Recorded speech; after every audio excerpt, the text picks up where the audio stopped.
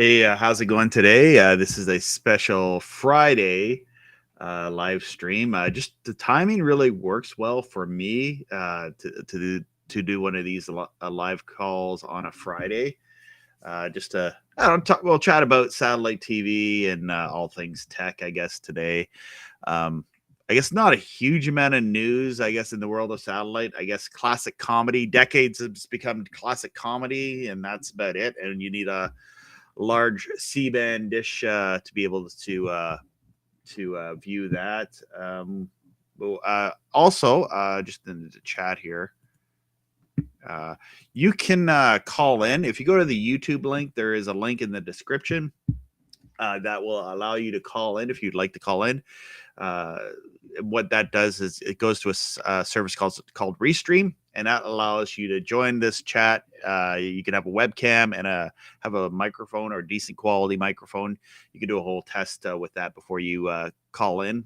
If you have any questions, I've had a few people they're asking a few questions about satellite related things. So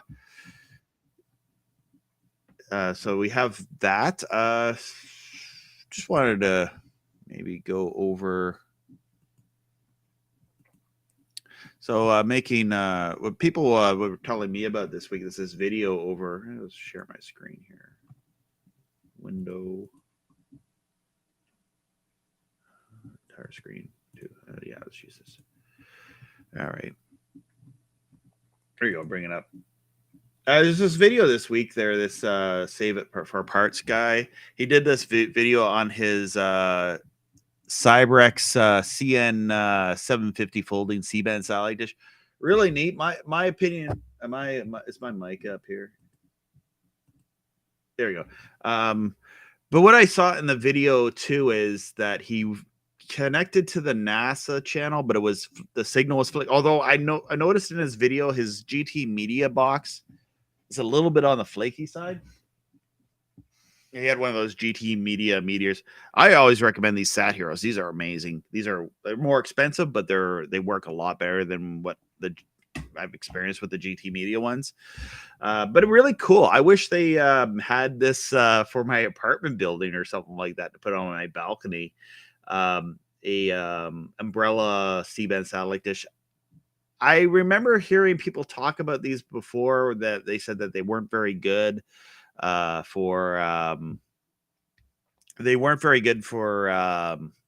I guess they moved around or whatever.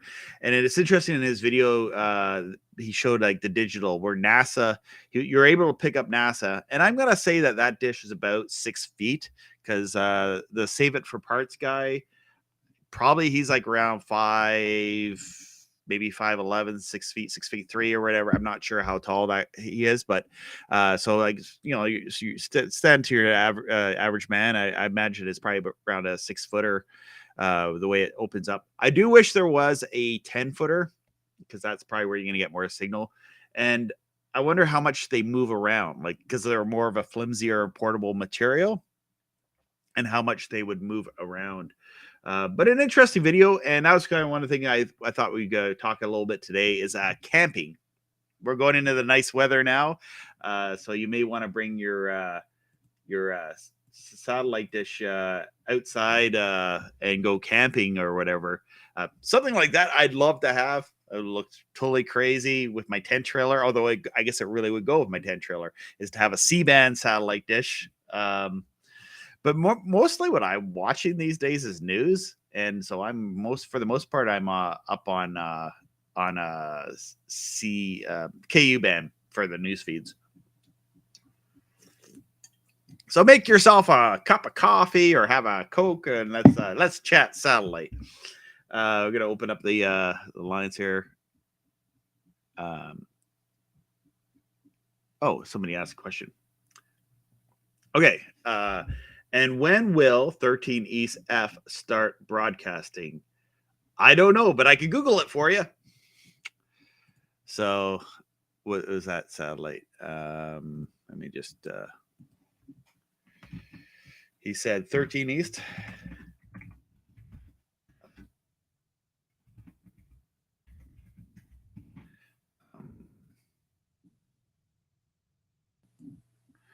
I'm Googling the site SatBeams. I don't know if it'll tell us any information here on SatBeams. That's where you go find out a lot of this stuff about satellites as you go to satbeams.com, and it will kind of give you an indication of what. Now, is this the new one?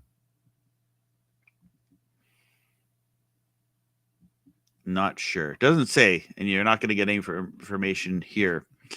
So I don't know. Here you got more information here. This is a good lead if you would like to Google stuff, and you can look on SatBeams and find out when they will start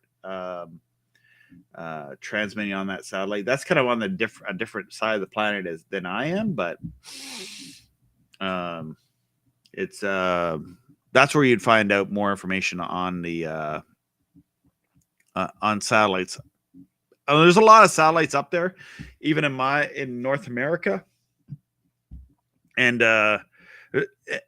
sometimes there's satellites that'll have like 3 channels and then they're gone, but the satellite's still there. It's been there for years, but they're not really using the satellite for television broadcasting. Maybe they're using it for other reasons. But yeah, if you're gonna go camping, my recommendation is get one of these Satheros.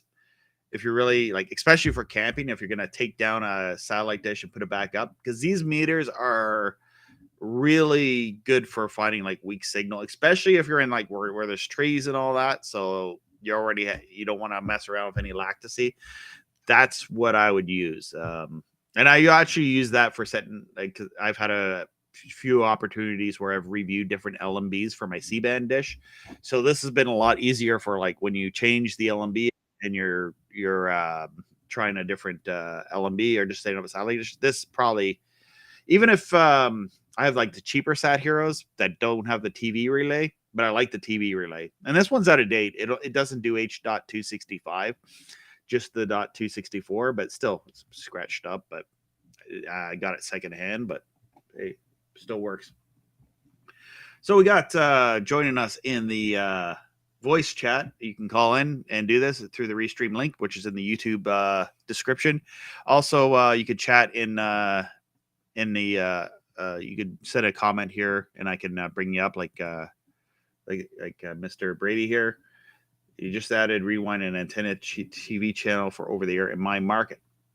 I don't get rewind in my area. I get antenna TV, but not rewind. And I was looking because we were like beginning of April. And I did see WWNY. Actually, I'd have to ask Kurt this question because you're kind of in the same close enough area to me. I noticed that WWNY 7 out of Watertown, New York there's a blurb, and I missed what they were talking about, but they said rescan, and they're saying over TV rescan. So I'm assuming something's changing there. I don't know when the rescan day will happen. It's too far for me to get. No, it's too far for you. Yeah, I get it up clear. I can get it with rabbit ears in my area if I'm high enough. One thing I really like when I drive around, I use one of those Garmin GPSs, and there's a setting on it for elevation, and what it'll show you is how many meters you are above sea level. Great for like if you're looking for an area to set up an antenna. And in my area, I can tell which areas are terrible for an over-the-air antenna and other areas that are great for an over-the-air antenna. I live in Kingston, Ontario. So in my town, it's kind of a hilly town. I live in a higher, they call this, anyway, I live in a higher area here in town. And so I'm able to, with my 30-foot tower, I can get some good distance with that little antenna that I use.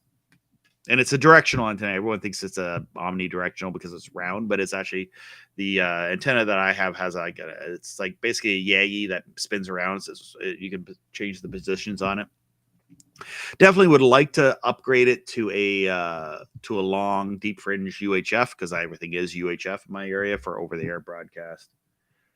Yeah, so we have Kurt joining us. We have Eggplant in Quebec. Kevin and Yay. And we have Patrick in the land of Quebec. Hello. And it's still still got snow there, Patrick. Yep. Yeah. Kevin, do you have snow there? Is it gone? Yeah, it's pretty much gone. Oh, okay, yeah. Because I was up near Ottawa, which is closer to where you are, and it was the snow was gone. It's beautiful weather as out now. It's like t-shirt weather. Yeah. Yeah, yesterday.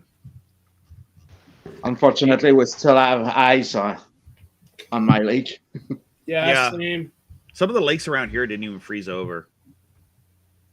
It was 83 here yesterday in central New York. 83. Yeah, it was warm. Yeah, it's gonna be warm this weekend here, which is nice. So if you're gonna go out this weekend, and I know some of you I've been in contact with have been setting up satellite dishes or whatever, or tinkering around with a satellite dish. It's probably a good weekend to go outside and set something up. Or if you have one of those old Shaw Direct dishes, those are great for free satellite TV. You can get a few of the KU birds with those. Last weekend I was out. I always have to adjust my motorized dish because I have it on a tripod, and when the heavy winds hit it, it'll move like slightly out of adjustment. So I always, because it's on a tripod, it's actually a pretty easy fix. I just loosen it off the tripod and just basically it goes, the wind blows it this way. I just got to turn it back, and using U cells is awesome. U cells is like basically you set that up and then you get all the satellites that you're able to pick up in that area if you're using one of the motors. So for KU band, that's great because there's several. I guess for KU band, there's a couple of satellites that are worth watching now. There's I guess 97 West, 99 West, and 117. What? I was 117. I got 117, 114. The old Orbi TV one that has like a bunch of channels, free channels on it. What happened to RB? They were not supposed to have new a new inventor or some. I'll see if their website's changed because it hasn't changed. They announced they're coming back, and they have that service that they have now with like basically the faith channels and all that. I'm gonna put a plug in for 125 West for the PBS channels. They're still there, Kurt? Oh yeah. Yeah, well, I haven't checked in 2 weeks ago, but yeah. Okay, yeah. Because I thought it went away. I never really aimed my dish there, but now that I have that 4-footer. Oh, great! A 4-footer for KU band. For KU band, I use it for 99 West. So here's the Orbi TV site. Just basically saying the same. Orbi is excited to relaunch it with new ownership, but it's been like this for a long time. Kind of So they're relaunching. Yeah, they've been. Yeah, exactly.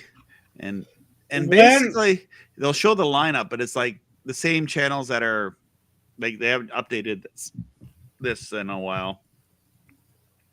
The only thing that are not on the satellite is Retro and Newsmax. Although Retro, it would be nice if Retro is on KU band again. I'd watch Retro. Binge, I don't think that's on there.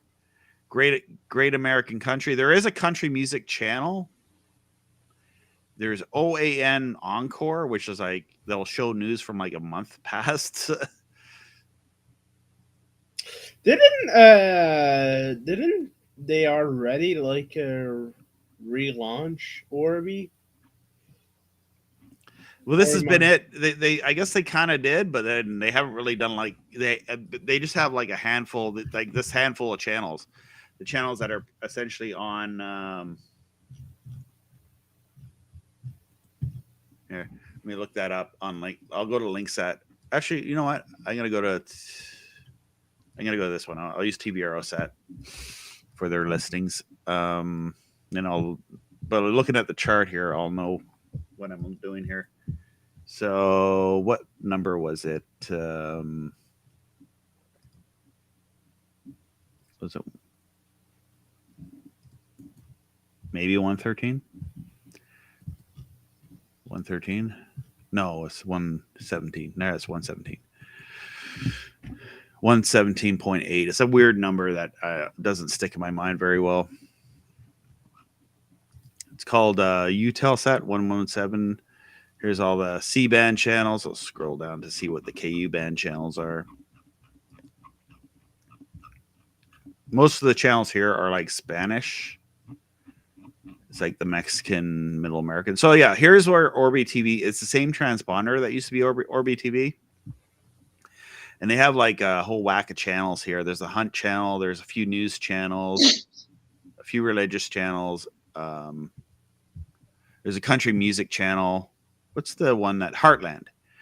But it's one of the I don't know what's the company now. Is it Right On Media? Actually, this will take me to their website. Heartland. There's Heartland, which is like same company that used to be Retro TV. Get After It Media. That's what it is. So like if you're lucky enough to get over the air TV, you'll sometimes get all these channels on one transmitter. You'll get Retro TV, Heartland, Rev. I used to get all these on actually at one time they were all on Galaxy 19. And that kind of sounds like an epic channel.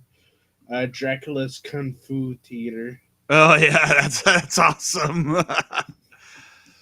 I guess it's on over the air somewhere. Or I bet you anything this is a TV show because there's a few TV shows here listed. But yeah, that's the Get After It Media, which used to be oh gosh, I just said it too, didn't I? Lucan Broadcasting. That's what it used to be. Retro TV. It used to be Retro Family Channel. Now I used to even get them on KU band, but I did get them on C-band for a while.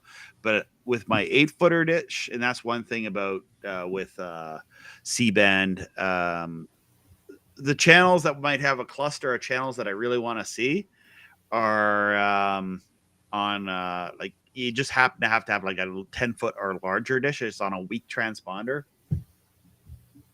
And then there'll be channels that I'm not too interested in. They'll come in on my 4-foot dish. Yeah, marginal signal will come stronger with a 10-footer. Even if you're far away like me, I'm better off with my 10-footer than your 8-footer. It's real good TV. Yeah. Brady says that I guess he talks to Rick Cateller, Rick's Wild Feeds. Just told me 3 to 6 months for AV box. AliExpress has them. I don't know if you want to trust anything from AliExpress. I'll go. Let me get started on AliExpress for you for 1 minute here. So I bought this micro. Here, I'm gonna make my screen big again. I'm going on a rant here. Sorry. I bought this micro SD card from Sony. It says.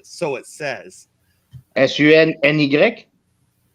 It says it's 1 terabyte. Yeah, right. Sure. Yeah. After about 250 megabytes, it starts to give errors because I was like, I got a ton of video on my computer. 1 terabyte. I'll see how 1 terabyte of 4K video works on this, and it didn't hold. I formatted it too. It first came as a FAT32. Where I have a placard for it. I do over here. So, yeah. Oh, it didn't even say. You know what? On AliExpress, it said Sony, and here's what the package it came in. Memory card. No mention of Sony, but it had like it was obviously a counterfeit. Like it was like $20 for a 1 terabyte card. But I was like, I gotta do a video on this just see if it was any good. It was crap. At my local hard store, they have one of those. Yeah. Now, what I gotta start doing is just buying this brand, SanDisk. These ones are good. They're probably more expensive on eBay and Amazon. This one's a 250 gigabyte, just like a little USB storage. I think I have SanDisk. I have a SanDisk on my SanDisk MP3 player. It's 16 gig. My MP3 player. I got a similar story than yours. I bought a 64 megabyte USB key. This key was supposed to be USB 3.0, and it's slower than anything I've never seen before. It's a SanDisk, and it's even slower to write on it. I think I write at about 6 or 9 megabyte on it, so it's even 3 times slower than USB 2.0. So I can tell you sometimes even the if you don't pay enough, even the recognize Sorry, one our crap, you know. I put it in my. This is like this thing's got to be getting me to close to 20 years old, but it still works. It's USB 2, but it's a card reader. Okay. It's a verbatim card reader, and yeah. So what I noticed, the interesting thing is, and people are gonna say, "Oh, there's hacked Chinese software on these things and stuff like that." I don't think it's gonna hurt my Linux system. Linux or your Mac system. Maybe a Mac system. I don't think it's going to hurt a Mac system, but maybe a The Windows. only thing it's gonna hurt a Mac system is just the people using a Mac. Yeah, the rogue that are using them. Yes, they're gonna hurt this. So yeah, this SD card, it what it does, it writes it really fast. So what I did is I formatted it in this camcorder that I'm using here now. This is my Canon 4K camcorder. So I recorded some video onto it, and it handled the video at first. And I was like, okay, I recorded a short video, it worked. But then I started transferring files on it, like putting all these video files on it. That's where it started to progressively get slower and slower. Progressively. I like that word. Progressively slower, progressively worse. That word goes with like worse and slower a lot. I have something similar to. I don't know where it is right now, but with my camera here, with my DSLR right here, it's an old DSLR, but it still works. This is like a old camera from 2003, and it uses compact flash. Mm-hmm. I have an adapter. I don't know where it is. I found it the other day. I don't know where it is, or unless I would have showed you. But yeah, I still use like an old I got a question here. Oh, Could yeah. you make some videos on TBS card setup with antenna? I did do a TBS card for satellite video. I don't have a card that tunes ATSC, but I have other cards that tune ATSC, and I've done videos on that. But I'm mostly a Linux user. So TBS is not friendly to that, isn't it? Actually, no. Yeah, you're right. I had to use Windows for the TBS viewer. Yeah, because I couldn't really get anything on the TBS. I couldn't do much with the TBS tuner. Could have been the model I had though, because I followed all the instructions. The model I had, I installed the Linux driver, figured out how to do all that stuff in the command line. But then when I installed it, I realized, okay, this driver is not supporting this particular device that I have under Linux. Although I guess are you talking about your TBS card that was not actually a TV tuner? Well, it was a tuner, but it didn't do blind scan.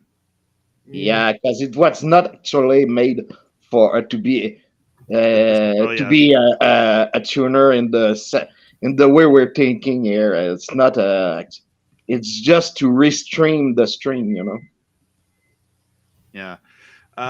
Somebody's asking, is there a problem with Galaxy 19? Not that I know of, although I really have. Well, actually, yeah, I am. I was using Galaxy 19 this morning. Where is my radio?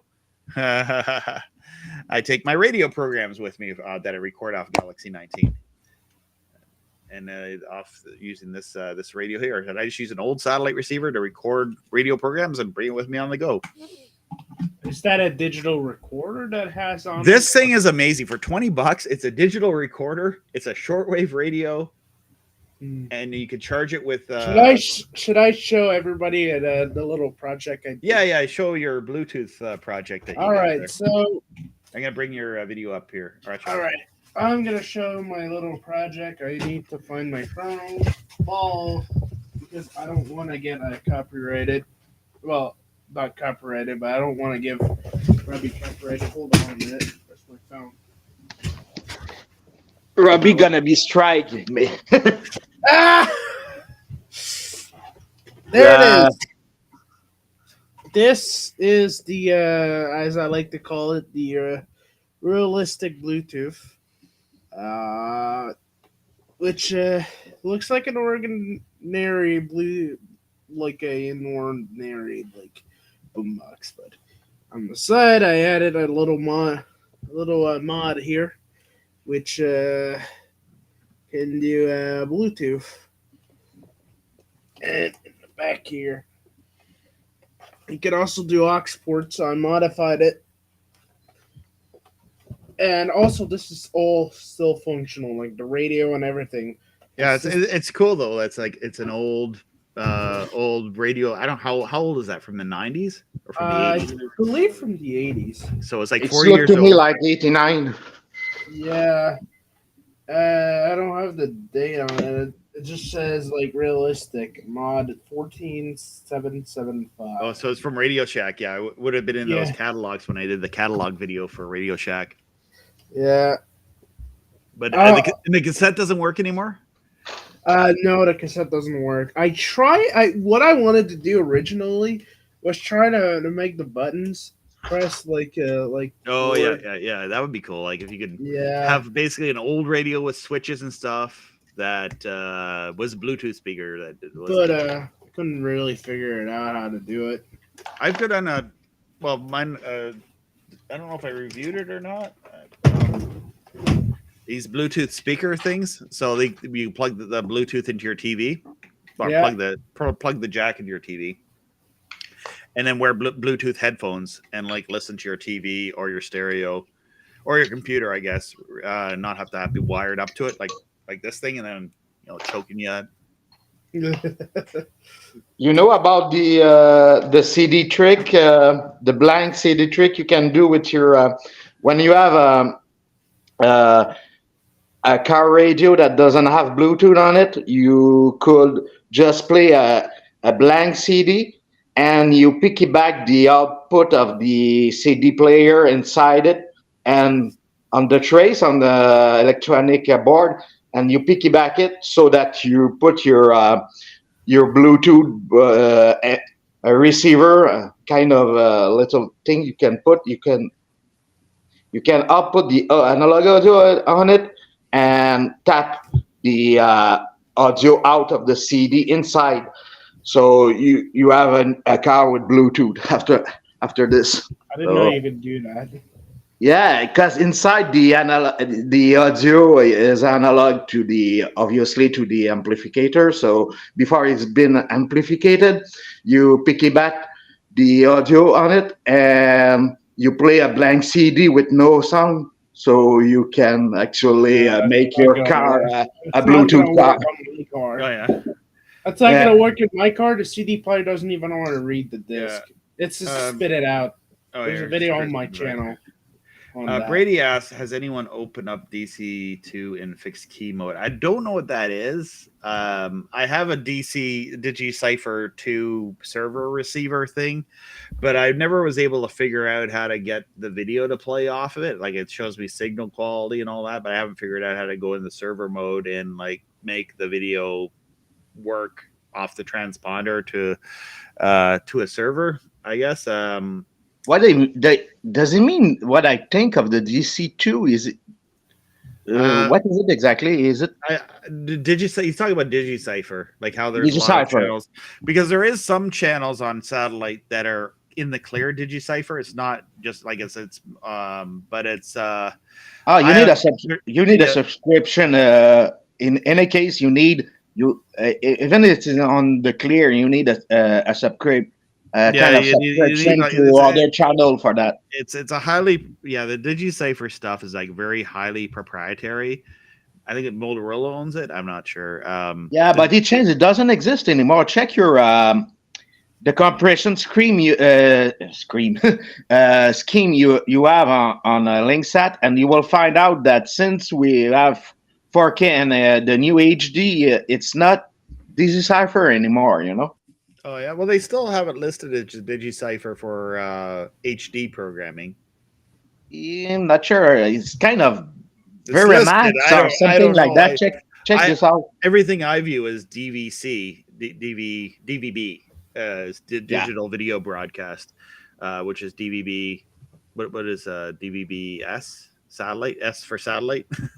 Digital video broadcast S. And if you're in Europe, and you watch TV with an antenna, it's DVB-T. And then here in North America, it's called ATSC 1.0, and then there's ATSC 3, which is like hundreds of dollars Pricey and for no one receiver. use. Yeah, I wonder how much that for. I am getting to be so doubtful about ATSC 3 because here's the deal: I need to go out to Walmart and buy a TV that is ATSC compliant. There's not a whole lot of them on the market. Only high-end TVs still.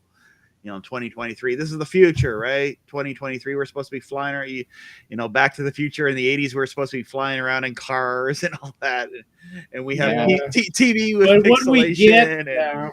I mean, it is cool. I'm producing like a television show in my basement, and I got a mess behind me and all that. I mean, that's 2023. Something we didn't have, but we don't have like. I guess there's flying cars, but it's like. Only rich people have them, right? Yeah. The thing we didn't have is internet with enough bandwidth and on our phone.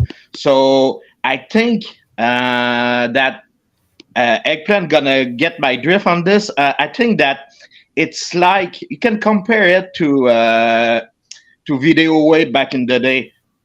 When Video Wave from Videotron came to the market, they wanted to be an internet on your TV, so they were too late on this game. Internet was already available, but the old fart won't acknowledge it.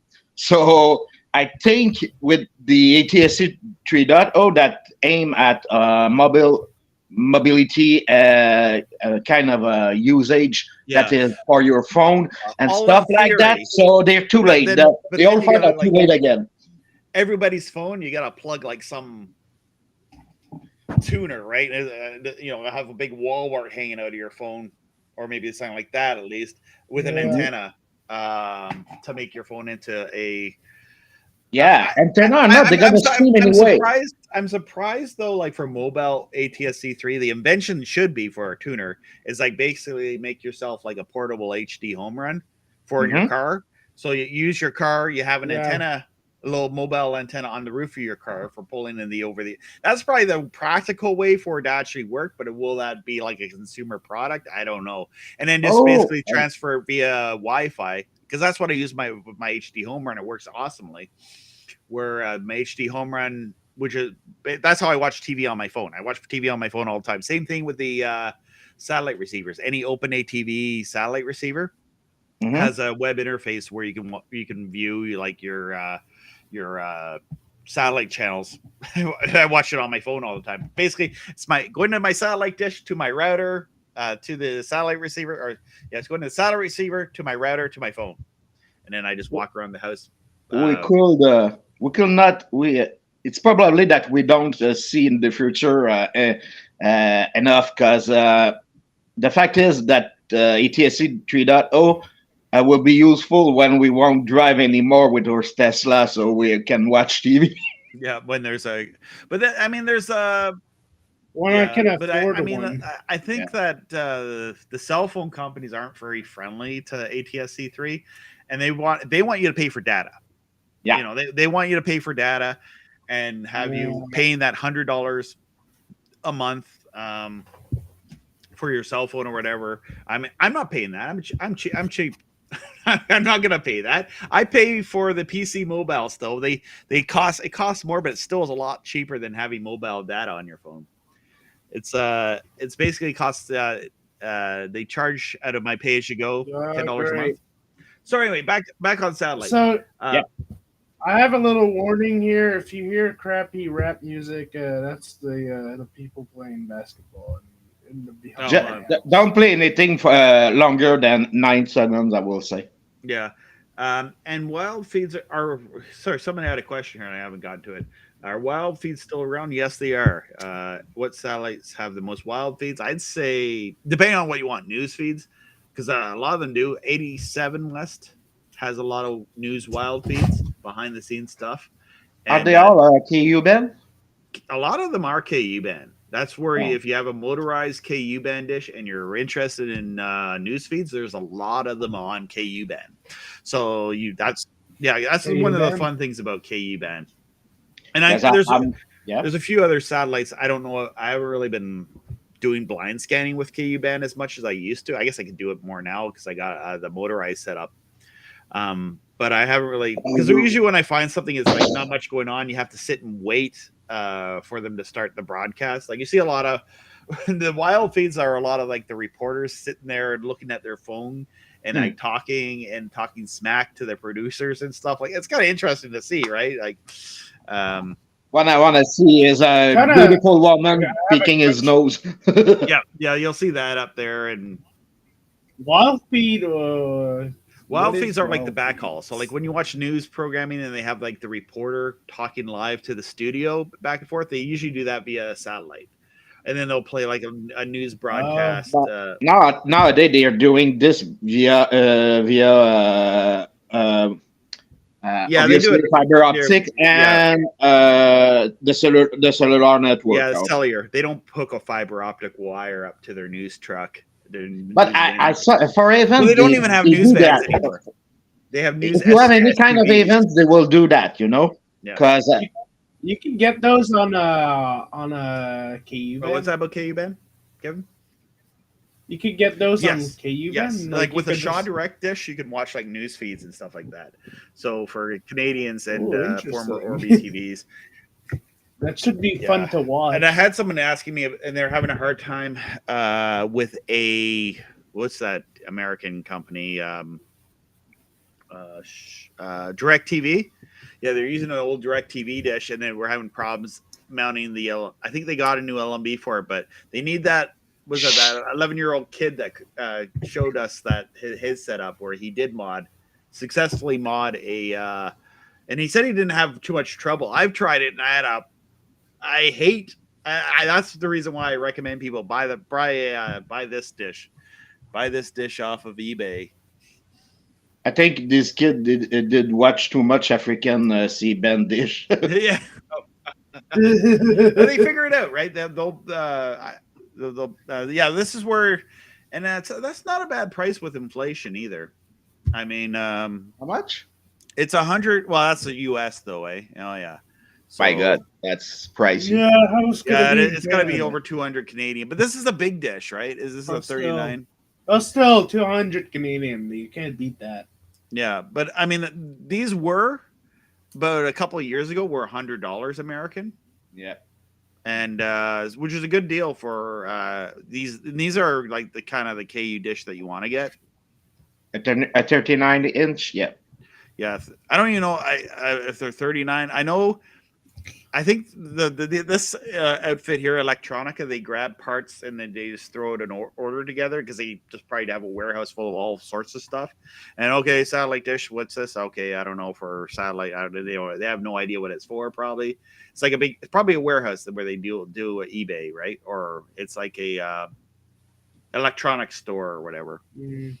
I've seen a few of these type stores, and they have like army surplus and all that. Hey, Patrick. Get, bombs. Yeah, they have that there too. Probably, yeah. Oh, they literally have bombs. Yeah. Oh gosh, yeah. It's probably like it's the type of store that like the shady back market stores, which used to have all the free to air equipment. Yeah. But now they sell Android boxes. That's even more shady. Apparently, there's malware in one of those. Yeah, I heard about that. I was about to say that, and from what I understand, I think Linus just explained it and said, "Yeah, that's malware," but it's kind of to be expected from China, you know, because the malware actually goes to .com, which is ISEN, which is the main company for TikTok. So iSense, something like that. You know what I mean? So it's to be expected, you know. So I don't know. That's why I don't install TikTok on my phone. No, I don't really use my phone that much. I don't even have on me. I don't know where it is. I think I a lot wanted of to show my blue. I wanted yeah. to see the show a the lot blue of difference. YouTube's audience, like they've lost a lot of videos to TikTok, like or a lot of viewers to TikTok, and that's why YouTube was trying to push this shorts, which I hate. But I'm actually, I'll be honest with you, and I hate the portrait style for Yeah, video. I was about to say the same, but I checked yeah. mine and I said, "Oh, I should shut up." Yeah, but I've learned how to in Caden That's it. Live how to make portrait videos, like for like post into Instagram, because I'm trying to, promote the free satellite TV hobby, and put it in other avenues like just the Facebook Shorts or Reels or whatever. But every different company has, like, you have to render it specifically for them. For Facebook, for example, it has to be a 1-minute video. For Twitter, they give you 3 minutes and 20 seconds, and you get into a mess of things to try to outreach. And then I do all this work and I get like 3 views on them. Like, Yeah, it's a lot of work to sometimes to upload stuff. I just did this morning. The compression took forever. I uploaded a video to YouTube, 103 minutes. So it took time, because the problem with YouTube, it wants to make an SD version of your video. Then we'll check if you didn't talk about the COVID. And if everything is fine, they're gonna put it to HD. Take 3 hours to put it on the HD. So yeah, I uploaded a video yesterday, and I'm gonna release it. Maybe, I don't know. I'll release. It might be this weekend or it might be next Friday. It takes for 4K. It takes a while for it to process the 4K. But it usually was always quicker with HD. But you're doing HD, right? You don't do 4K. You do HD 60. I do HD. It took 3 hours, but from 60 frames. 60 frame, yeah. It's kind of HD. Somehow you gotta understand. People gotta understand that when you do HD at 60 frame per second, it's the bandwidth of 4K 24 frames per second. So that's why it's not on the spec for an HD Blu-ray. There's no HD Blu-ray at 60p, 60i. So did anybody remember like the old YouTube days when everybody would name their channel like HD or something like that? Like they would put their username, then put HD.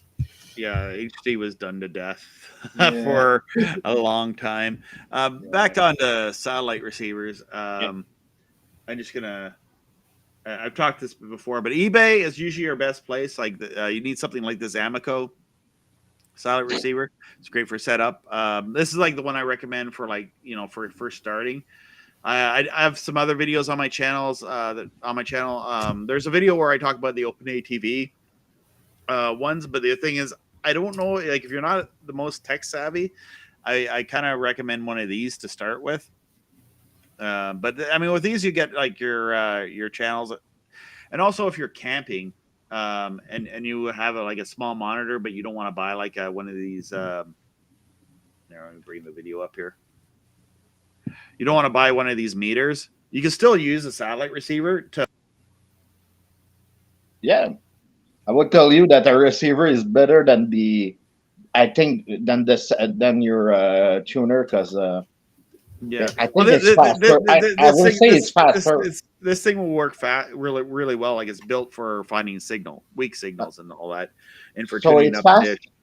Yeah, that's fast. The Sathero is a good one to have, but the receiver is it's a bit of a pain to bring the TV, because you want to have the TV set, especially in the digital era. My God, yeah. I miss the day that you can find that you can aim at your analog signal and tune it after you end up with the digital signal. The analog those days are gone. Yeah, the analog meters where you basically just aimed your dish, and then it had like a little barometer. And don't waste your money on those satellite finder things that make all the noise. You do as you want, but I'm just giving you a warning. Those things are not the greatest for finding. You'll find probably the wrong satellite. Yeah, that's the trick. Yeah, the trick with them is that when you're picking, you need to know where you're at, actually, because you need to know where you're at. Yeah. Yeah, because you can. Let's say for start choice, you're picking on it, and if you don't know if you're in the first or the second sat, you're gonna end up if you're not sure and you're mistaking yourself, you're gonna put your dish on the wrong sat and have the one of the two and the two have nothing. So you're gonna be on just a bit off. So it's kind Yeah, of this is kind of what we're talking about. They're like $15. I don't recommend these. I mean, this is like, these are a step up. Actually, this one I like. I did a review on this. This orange kid toy looking thing, the GT Media. It's a step up, I guess, but I still recommend the Sathero for finding signal. But these things, what I like about these is they're also a receiver, so you can plug this into a TV and like use it as a receiver after spend $100. Now they do have these ones for like $60, which, Yeah. if you're camping, I mean, even for a KU band dish, I mean, it's probably worth giving it a shot. I would probably bring one of these, and then you could watch TV for about 3 hours before the battery dies on it. But do you remember my pet peeve about that, Robbie? You're always better off with an old analog spectrum analyzer than this, because you're gonna find real time every transponder.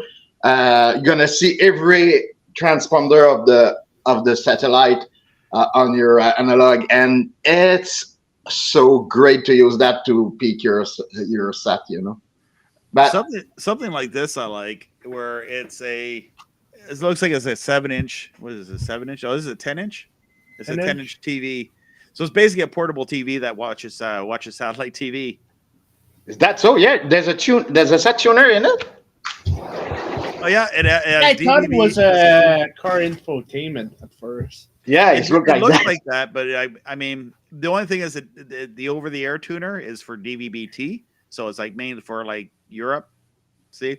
Mm-hmm. And cable TV, but it does. I don't know if it does H.2. It probably does do H.265. It has cable TV still exists. A TV and AV input, so that's actually a good thing for like even for video cameras, Patrick. Oh yeah, you can buy one of these, and yeah, right. But I'm not sure about the color science between. Yeah, I don't care about color. You fix that in post production. Yeah, right. I'm fed up with fixing it in post. Oh yeah. HD input.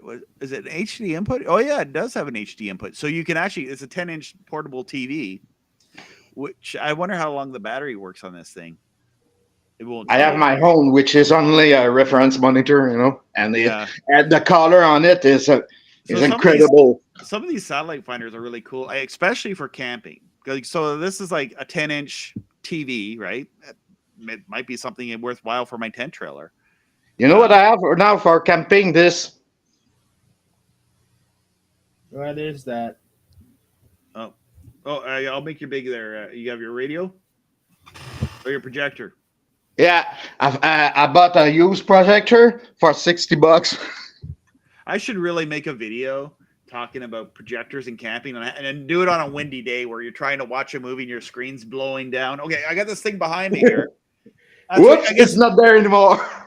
yeah. See the green screen behind me? But the cool thing is with the green screen, you can hang a white sheet off of that and project on it. But it's going to be wrinkly as heck. But so you bring that when you're camping, your screen's going to kind of move in the wind. And I don't know. I don't get the whole projector camping thing where people are like, oh, we can. And then if you get one of those inflatable screens, it lands in your fire or something like that. Like they try that. You're gonna have a bad time if that happens. Yeah. They did try here to make those old cinema with cars and stuff like that with an inflated screen, and it didn't work. I can tell you, too much wind. There's a replacement we used battery to have for a that. drive-in. Yeah, they try a drive-in here and it didn't work. Bring that projector out with you if you can get it. You can't get in you can't get into the drive-in anymore. But I imagine that would be. Bring Kurt up here. That would be fun with the drive-in to bring one of those video projectors, right? You're supposed to be camping. You're not supposed to be watching. Yeah, well, that's what that's what people do when they're camping. You can do a whole lot. when I'll tell you do one thing, camping. Kurt. When I went camping, I brought my I have a video of it too. I brought my shortwave radio antenna with me You can bring the radio. Yeah. That's one thing. because Yeah, the reason why the radio antenna Bring worked- this. Yeah, bring a radio with you. But I like the reason why because I like shortwave. And when I was out at the campsite, it's so quiet out there. There's not like Wi-Fi every. There's not Wi-Fi over the place. So it's like the one place where I can hear shortwave stations that I can't hear in the city because it's just too loud, too much noise here. So you can hear more with shortwave outside of Toronto, isn't it? you can hear it, but you don't get as many stations. You get the stronger stations, but you don't get like the weaker Okay. the stations is what I found. But when I was out camping, the spot I was at, it was like, it's a real cell phones dead zone. Like people go to the there's like a washroom up on a hill, and there's the septic bed, which is a little bit of a hill, and everyone is there with their cell phones trying to get cell phone service, standing on top of this septic bed because they're so desperate. People are so plugged into their phones, right? I've been watching a lot of these zombie apocalypse movies, like 28 Days Later and stuff, and how the world would be without all this stuff. And I think a lot of those people would become zombies real fast because they wouldn't know what to do. They just let themselves get bit. Real zombies have phone at their head. There is the phone zombies now, but I know, and if they'll just turn into zombies if they lose their access to their cell phones at this point. Somebody should do a parody where. They did? The cell phones. There probably is a cell phone. Family Guy did, I think. Yeah, Family Guy. Yeah, imagine it's out there. There's so much content out there now. It's like a lot of content I want to watch, and I don't have time to watch it. Oh, for sure. And the time only goes faster when you get older. Yeah. It seems to. It doesn't go faster, but I watch a lot less TV now in my 30s and 40s than I did when I was in my teens and my 20s. I watched a lot more TV. I watch less TV now. Yeah, I used to watch a lot of TV back when I was younger. I can tell you that I watch series more series than before because cinema is not as good as before. It's like it's been inverted. We put money on series right now instead of movie because if you watch old series, old television series from the 80s, my God, it's look like crap. There's no budget in it. There's a good idea. Take an example. Just compare the original series of Westworld and the new series and the last they did of Westworld because the first series of Westworld was canceled after 6 episodes, I think. My God, those series are quite different because people don't remember that we did have a series, Westworld series in the late 80s, I think.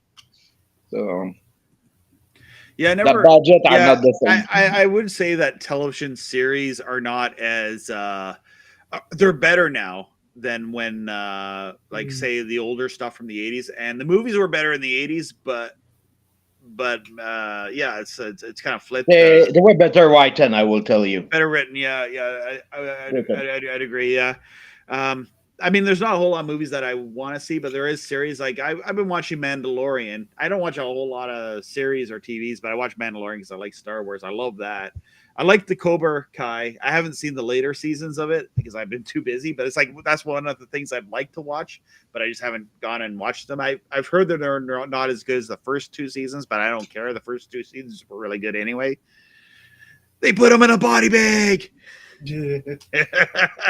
Last night, I think I watched Fast Lane. What's Fast Lane? I'm trying to remember the name of it. Oh, yeah. Because to get back to CBand, what we mean is that CBand, it's for the serendipity effect of CBand to find new stuff or watch something that you cannot stream or you cannot download. you're gonna be on the discovery. Yeah.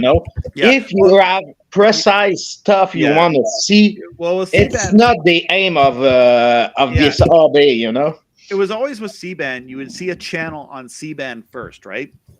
It would be on cable, but it'd be on free. It'd be free on CBand for a while, like Reels. Reels was an example. I can't get Reels anymore, but I used to watch Reels. Al Jazeera was the same.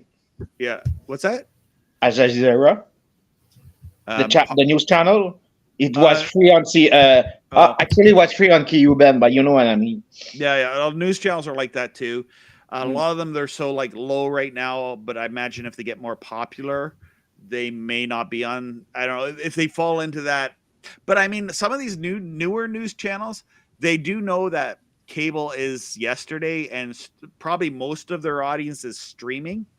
Like a lot of the news channels, and I'm going more toward the news channels that are streaming online. You can watch it on a smart TV, or you can watch some of those same channels are on KU band satellite. Yeah, if you get conceptual here, the problem to nowadays is that we consume uh, broadcast media like it's streaming media, so they don't have the same reach, but they have the same mean and the same cost of production, so they don't last. It's really a hard business to get in, because people will not watch those channels like they did before. Like everyone is watching the same project. It's still the case in the French Canada because we don't speak English. We don't have a clue. but but and we still think I won't say nothing because we're on YouTube, but we it, we don't consume media like broadcast media anymore. Even if it's broadcast media, take News Max and stuff like that. Like you said, people will stream that, or Yeah. they will say that, watch that on SAT. But even on SAT, it's not made. It's not done to be. It's not as popular as other channel that do, and they won't. They won't. It won't be consumed the same way, even if No, you no. broadcast it. So No, I mean, what I do like about satellite is you see like the news channels from Europe. You get the DW channel on satellite, and you'll get like German news. You'll get they don't have BBC news, but I mean, I guess you can get BBC online, and you get clips like that online. Same thing with all of them, really. There's an online version of them, pretty much because that's where the audience is. It's just the satellite feed is usually the feed to send to the cable companies, but we can intercept them with the equipment, and it's a lot cheaper to do it now than what it may have been years ago. Like I never got into satellite TV until it actually got cheaper, right? When you could buy a receiver for $100. And get like thousands of channels with it, where it used to be receivers were almost $1,000 for a, for the latest and greatest receivers. take a Motorola DSR 922 from the late 90s, with add the DC2 encryption and the analog encryption too, and they were able to, with a sidecar, to watch HD in the late 90s, early 2000. Those receivers were about 1.5. How many HD channels were there at that time? 4. 4. Because Yeah. I did. What were the 4 channels?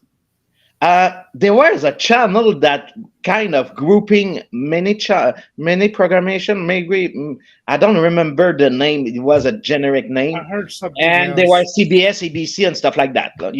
So not many stuff. But the funny thing is that it's exactly the same tech that Star Choice did use back then. So actually, Star Choice was using the digital CBand technology.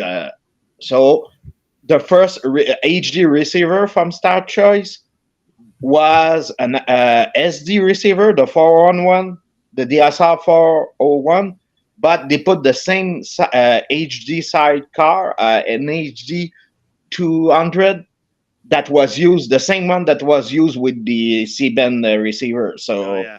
Oh, so and I gotta tell my viewers because I know someone's gonna ask this. You don't need sidecars anymore. As like people yeah, will act. Where do I get a sidecar? You don't need them anymore. you don't need the other more.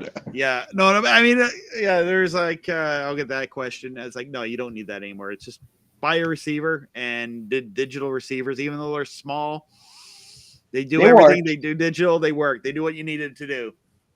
It's not like some giant VHS VCR with remember the tuner sidecars, the VCRs that had sidecars for the Oh yeah, you have a you probably have one somewhere.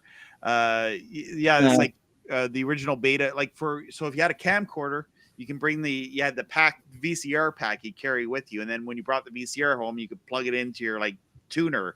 And I'll show you a picture of it. I'm pretty sure Google. I can. Yeah, I know what That's you're the talking Wayback about. Machine, man. Wow. Yeah, whole farts are talking right now. It's old fart time. Oh my god! Yeah, the idea behind this was to be able to to give you a way to record your own movie on the cheaper, since you didn't need a VCR plus a camcorder. So part of your VCR was part of your camcorder.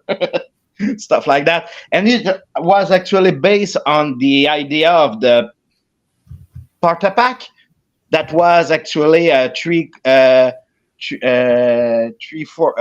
pneumatic tape VCR that you carry with you with your camera in the broadcast back in the day. So you gotta understand that before camcorders, we have video camera, and portable VCR.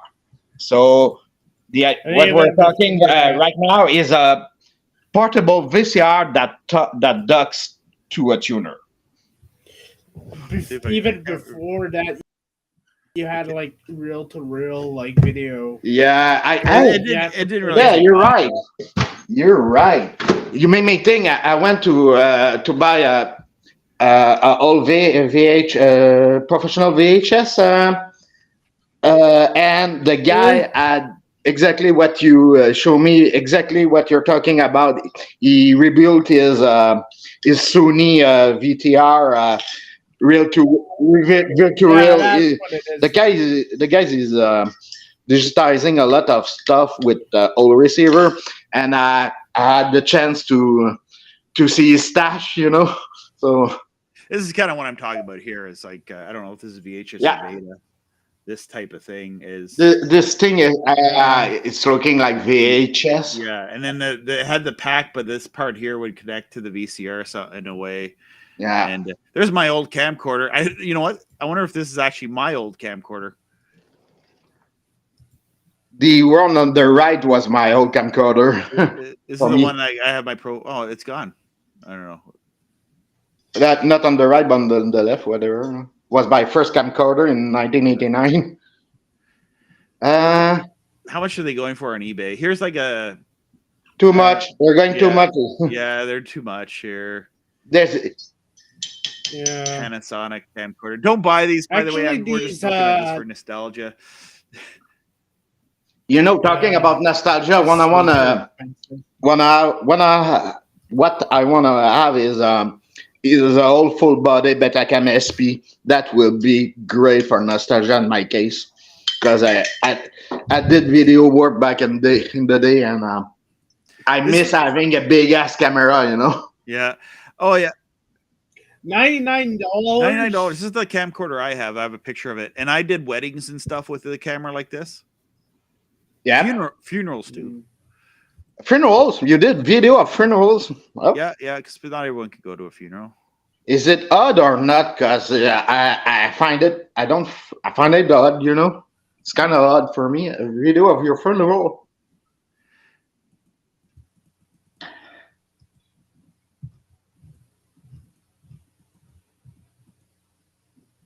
I will take a video of funeral of a certain B-I-N-D-O-N. So yeah, this is the camcorder I used. I probably have videos on my early videos on my YouTube channel that I shot with this. before I moved to the digital 8 camera. So I had a Super VHS camera, and then I bought like a digital 8.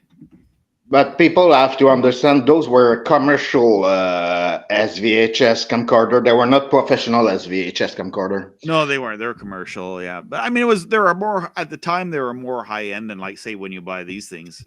What you see even on the SVHS, there were more high end. There were one that from GVC that you actually dug the VCR inside the camcorder.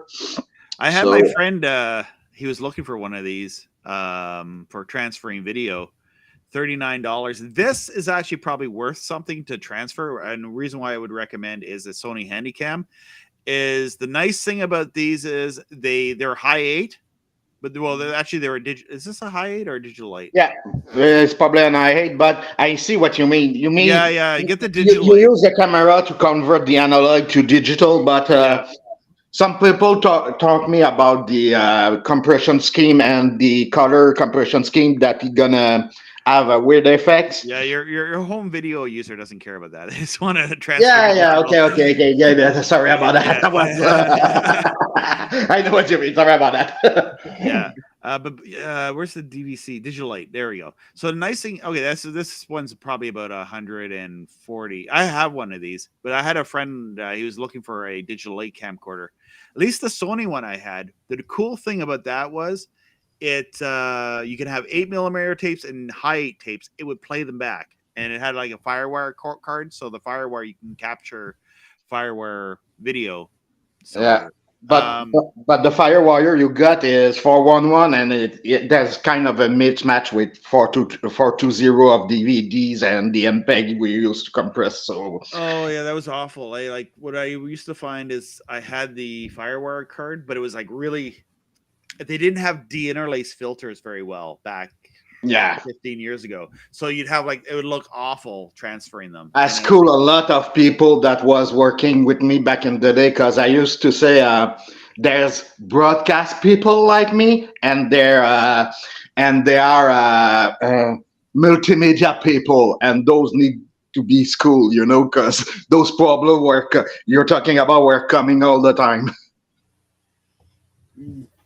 Because people don't back in the day, people would give me stuff like you said, mismatch of the interlace. The odd is on the even line, and everything is. P.S. Wall says, "Is Robbie mildly Amish?" Yeah, I'm like I'm a rebellious Amish, as you can see by all that tech I have behind me. I'm one of the rebellious Amish. You gotta be a hint of Amish to have a dollar store headphone. Yeah. Robbie, a garden. Come again? Say, does Robbie have a garden? You're cutting out. You cut out there, yes, but do I have a what?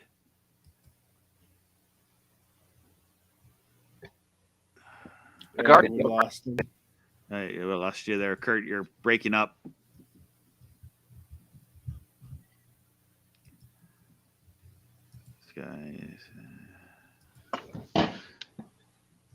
See, use that kind of modem with your internet. Oh yeah. With a little fiber cable here. Yeah. Matthew asks, so when I still had, do you have a garden, like a garden in the back? More my wife's garden, I guess. But I guess I water it, so I kind of take care of it. To talk about CBand, my next project, I already did that, but it's gonna work this time. I'm gonna stream. I'm gonna stream myself my CBand. Now that I went from 5 megabyte to 500 megabyte up and down, I will be able to stream my HD channel for my CBand dish. Oh yeah.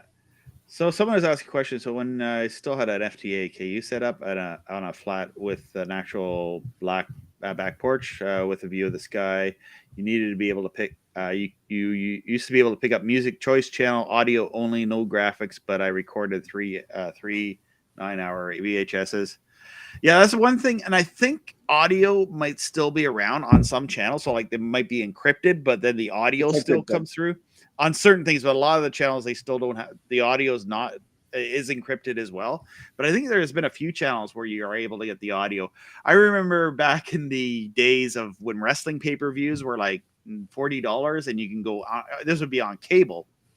But I imagine satellite was the same way too. If they encrypted the satellite channels, you could still listen to the pay-per-views when cable was still analog, and you'd put it up on the channel where the pay-per-view channel. And I just sit and watch it scramble, but I listen to the pay-per-view because I didn't want to pay for it, but I wanted to find out what was happening. It's kind of like listening to a hockey game on the radio, right? Yeah, back in the day, the analog encryption was the Sears catalogs of some teenager, you know. Yeah, that's like a portable VCR that you can carry around with you. And now it's like, well, all this fits on your phone now, right? You can fit more video on your phone than in these days. In the 80s, you had to carry this giant dockable VHS. The main reason for all this tech that went so small is that instead of making electronics, we use FPGA that we use a chip that does the math, the electronic math, instead of doing the actual electronics. So Yeah. so we don't do it like the receiver don't do the electronics they anymore. discontinued the specific category and mixed it with another variety of music. But luckily, I have 27 hours of that station that probably was on repeat to some extent, all post punk modern rock. Okay. Yeah, another thing they had is a music video channel on 103, but I don't think it's there anymore. But I can watch it's the Loop TV music video channels, and I can watch that on Roku. But they had at one point they had like the Loop 80s on satellite, and I was like, that's all I need is like Michael Jackson music videos and stuff like that. I got an idea for you about. I'm not precise because I don't remember it quite well, but not long ago there were a whole feed of 80 music channel about this around the 60 west position. But I think it's encrypted. But those were the same provider that we use for Star Choice, but that was the mix, the channel selection made for South Africa, and they actually broadcasted from Montreal. Matthew, you want to convert your 8 VHS tapes to MP3s? This device here actually would do that real easy. I mean, you could use a computer VHS too. to MP3. Oh yeah, he recorded his music on it, like some old punk stuff from like back when punk was. I don't know if punk's a thing. I imagine it still is a thing, but it's not like in the. Remember in like the late 90s, early 2000s, punk kind of had this. It was back. I don't know if it's back now. I don't really follow music. I'm into synthwave now. That's why. Talk about a weird thing. You know what I did with mini DV back in the day? What's with that? Mini DVD tapes. I back up my files on it. Yeah, you could do that. There were a software that will use your VCR, and you will be able to put 8 gigabyte on a mini DV tape. You know, so. You could also do that on a VCR. Yeah, but it was kind of clunky on VCRs, but it was more stable on obviously on mini DV. So probably the same principle we used to do with pneumatic tapes for making CDs. You know, back in the industry, back in the day. So about the same, but. There were weird stuff that people don't remember, you know. I don't know of the cassette maker, but maybe I should check the channel out. Cassette Master. Yeah. There's so many good channels. Like I could when I go to heaven, I don't know if my reward will be I can watch YouTube for a long time because I don't know I'll have like eternity to watch stuff, which I don't have now. Yeah, but that will be cynical. How can you watch something if you don't have eyes? Yeah, I'll be a spirit. I don't know. Spirit, the spiritual dimension of heaven. You're outside of the barrier of time, and you're outside, like it's a different dimension, and you're out of your body, right? And so you travel in spirit. So it's a little, it's more than what we can comprehend. Yeah, because you're not Here yourself in actually. the flesh, yeah, here in the flesh, and also you're in a consciousness with God and so I don't know. It's very interesting. I think the heavenly people tell me that they think heaven would be a boring place to be. To me, it'd be very interesting. I mean, you're looking at a totally different dimension that we don't even understand. And you will see that It's your not. history is. It's not like what Hollywood would portray, where Oh, not at all. that's why they think it's boring. They think it's clouds and just playing the harp or whatever. I don't know. I think there's a lot more to heaven than what people think. We're gonna find out. Yeah, we'll find out someday. No one's. I don't know if anyone's found out yet. Because it all depends on your interpretation of scripture. It's like, I don't getting into biblical stuff here, but of what heaven is like, where you're out of your being. I don't know. People just don't talk about heaven enough. Maybe that's another interesting thing. I don't know. But I probably would see. But I do know one thing, which I really think is a cool concept, that you're outside of time. Yeah, and because time is a human construction of your brain, somehow. So I will quote someone I will name here because it's gonna be strike. I will tell you that life we have here on Earth is an experience of the self. Yeah. So you need this experience on Earth. We're all the same people, but we need individual experience to better off not yourself, but to better off yourself, if you can put it that way. One thing I heard somebody say, Derek Harvey, one of Tom Green's friends, he used to say that he thought that, like, I don't know, heaven or like the afterlife would be like you sit and you spend eternity watching videos of your life. I mean, it's not going to be like this, but this is just that's going to be hell. Yeah. So if you want to, if you're in an eternity where you would just watch videos of yourself, of your life, maybe make your life interesting. So at least it's interesting to watch if you're in that, if you're in that. Oh yeah, there's a lot of theory on that and comparison, and you need to be let's say, don't put constraint on your mind when you're trying to explain yourself what's gonna be the afterlife, because you, one way or the other, you're gonna be so far off. You're gonna be far off on what you think. We cannot, after all, imagine how it's gonna be. So if you constrain yourself, I want to be reincarnated. I want to be reincarnated as a butterfly. Actually, you don't want to be reincarnated. It doesn't. It just means that you didn't do good. So yeah.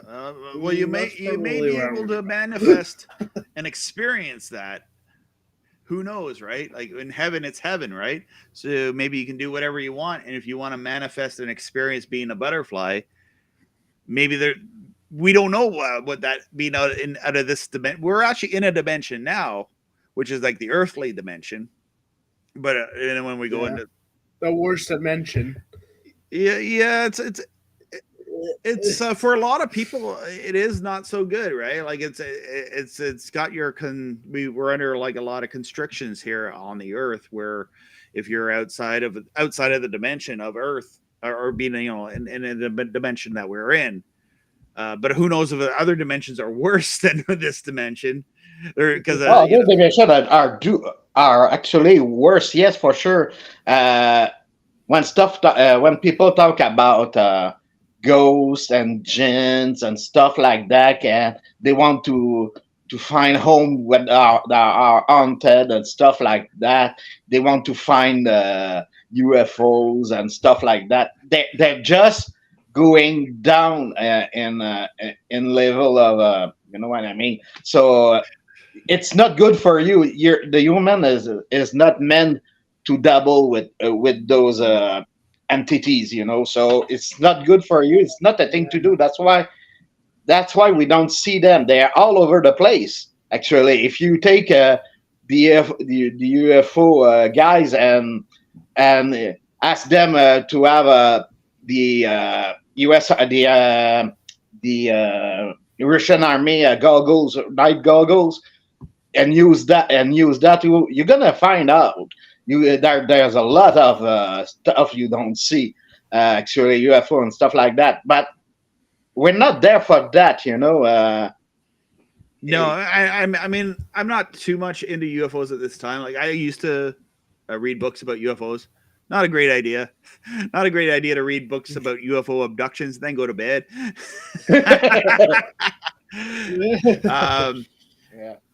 Yeah. The special. Yeah, all that stuff. And a lot of people, I really admire Nikola Tesla, but I always wonder, like, my view on Tesla. Like, he talked about you can use radio and use hear the vibrations of the planet Mars. And then a reporter in the 1920s who doesn't know anything and hearing Tesla explain this or reading Tesla's writings and says Tesla's listening to Martians, because like how the news and how reporters exaggerate things and take things out of context, and sometimes not intentionally, just they don't know what the heck they're doing, and because it's always Tesla been the same with the news. Tesla was like far ahead of, like, he was like 100 years ahead of his time. Yeah, he was far ahead, but I saw a video one time that explained what Tesla did, and in a way that he was not that far-fetched, that far away in the ether, Yeah, I mean, I do people, wish people are making him a freak, but he was not that a freak, No, he was a genius. Like, he was probably greater than Einstein. In my opinion, I think he's greater than Einstein because all the inventions we got from Tesla we use. Where Einstein has a theory, great. Einstein was the best clerk you didn't have in tech, Okay, we won't get into that. Don't get into that. Yeah. We cannot talk about the professional. But anyway, what? but Tesla was ahead of his time, and like, I mean, the vision of like the clean renewable energy and wireless energy that he was like dreaming of, that the powers that be would not want us to have. Like, say there was an invention of a generator where you poured water into it and in a system, say, I have no idea how to do this or anything, but if there was like a generator, you poured water into it, converted it into hydrogen and then made electricity out of it, and everyone had one on their house, and it made it in a safe way where it produced small amounts of hydrogen so it's not overly dangerous or whatever, or just, making hydrogen. And that's sorry, lithium battery people. The future of cars, and Tesla, Elon Musk knows this, that the future of automobiles is hydrogen, not, Yeah, but you know that hydrogen is more energy costly to carry it and make it than yes, actually exactly, because of the electricity it makes to make the hydrogen, all the energy you have to put into the hydrogen to make it. Now, if I we think had it's three times the energy before it gets to your car or something like that. So yeah, but I mean, if there was a machine that made hydrogen efficiently, and there's an efficient way of doing that, basically every car would have its own generator. No need for lithium batteries, or they probably would be batteries, but not like the big batteries. They'd still be batteries but because Tesla's electric car it would be basically a car that ran off of electricity, but it would still have like basically like your 12-volt battery that every car has today, right? Yeah, because the problem is not the electricity; it's the carrying of the energy as electricity is too cumbersome and too volumetric somehow to be used in transportation. That's why you have you don't have the best bus for that anyway. You have so my another solution of you cannot transport electricity; you move it. Let's put it that way. In my conspiracy-minded thinking, I'm thinking the reason why Tesla has been like wrapped into all the UFO ideology is because I guess they're trying to discredit Tesla. Like, there's a bit of a try to lump him in with the UFO stuff and all that. Like whenever I see Tesla and then they're talking about UFOs and stuff, anti-gravity craft, which is an interesting idea that there was anti-gravity craft in the 40s. You know, No, actually, I think it could be possible. I don't know if we are there yet, but it seems, at least compared to other flat Earth bullshit stuff, it seems plausible. You know. No flat earther has come to explain to me. I don't mean to debate. I'm not. I'm We're not debating. I'm a very kind. Like I want to have like a kind. You're kinder than me. Yes, I know. I'm kinder. I'm kinder. I'm trying to be like a good Christian, but yet also talk about things that with the flat Earth. And I think the flat Earth people do take like biblical interpretation and say, well, the Bible says the Earth is flat. But that's also interpretation of the scriptures and all that. But there's also scriptures that would argue that the Earth is round. I can't find an example, but yeah. But the logic is like I can point a dish at the sky using this meter and find that spot where the signal is coming from. Also, and I got a video coming out. My next video is about tracking the International Space Station. I use the SatTrack app on my phone, and I can see when the space station is going to fly over the Earth. At night you can see it fly over, and you'll see on a clear night. You can watch it. It takes about 9 minutes for it to fly from horizon to horizon, and if you use an SDR, you can tune in and listen to it. The problem is that flatters confuse, and then there's they confuse explanation with justification. You know. Yeah. Well, anyway, I don't know. I'm not. There's some interesting points. Like it's such an interesting debate, the flat Earth stuff. Like it's a mute debate, because after all, we base our technology and science on a thing that does work. So that technically does work. So why are you wanting to change the basis? Nothing will hold after all. If the billionaires want to prove the flat earthers wrong, well, let us all fly to Antarctica, and I want the Earth to be flat. I will be able to see French channel or CBand. Yeah. You get the channels from France from CBand. Yeah, that would be nice. No, some people sometimes, but you gotta understand the point here is not about them. Actually, is what you said that's actually relevant. Is that you try to be kind to those people. Being kind is great for sure when you're Christian or have Christian values, but what you need to understand is with that mindset they have, if you're kind, it's like trying to explain and justify craziness.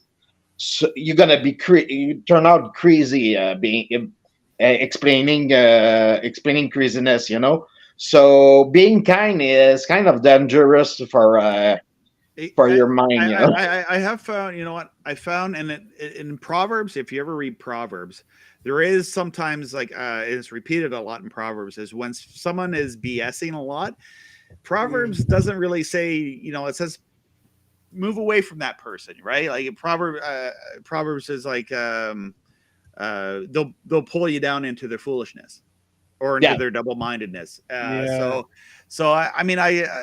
that definitely the part of the kindness is I'm kind, but it's also like, okay, well, be kind to yourself too. You have a right to your opinion, but I'm gonna just not let you pull me down to the hole that you're in, I guess. And the fruit, and you gotta ask yourself, what fruit are you producing in your life for these ideas, any ideas that are not healthy ideas, like that are circular ideas.